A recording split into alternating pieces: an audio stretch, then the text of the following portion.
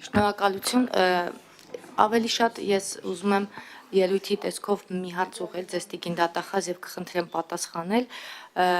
վերջերս անընդհատ մամուլում շրջանառվում են, անընդհատ հրապարակումներ են տեղի ունենում ընտրակաշառք վերցնելու եւ բարեգործության արգելքը խախտելու դեպքերը։ Սրա մասին անընդհատ խոսում են իշխանության ներկայացուցիչները, ընդդիմության ներկայացուցիչները որևէ կերպ չեն խոսում այս խնդրի մասին, չեն դատապարտում ընտրակաշառք վերցնելը եւ բարեգործության արգելքը խախտելը եւ այնպիսի տպավորություն է, որ շատ իրավաչափ գործողություններ տեղի ունենում, բայց այս չար իշխանությունները փորձում են պատժել այս մարդկանց, ովքեր առանձնապես ոչ մի բան չեն անում։ Օրինակ այսօր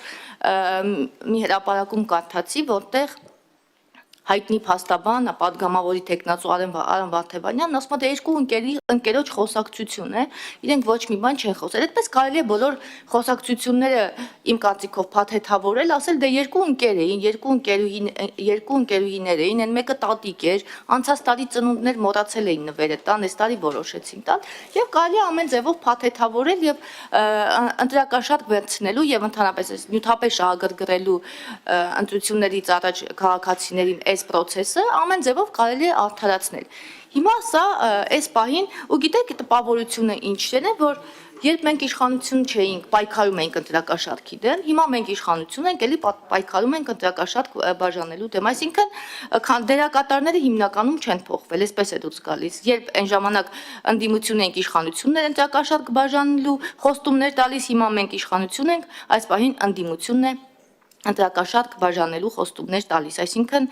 ընդամենը տեղերն են փոխվել նրանց։ Հիմա տիկին դատախազ, քանի որ սա շատ կարևոր է, սա քրեորեն պատժելի արարք է, շատ ծանր հանցագործություն է։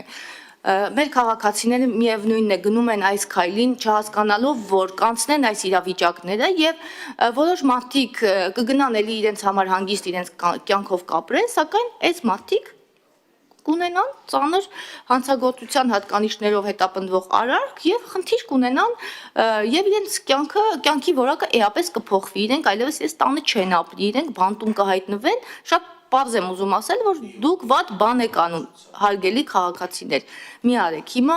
այս ելույթի տրամաբանության մեջ խնդրում եմ ինձ ասել,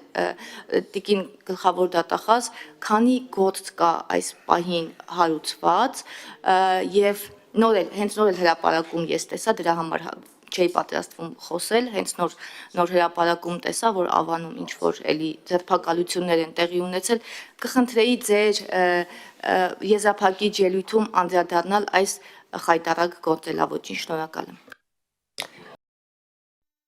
Հավանիչ տեսանյութը եւ բաժանորդագրվիչ նորությունները բաց չթողնելու համար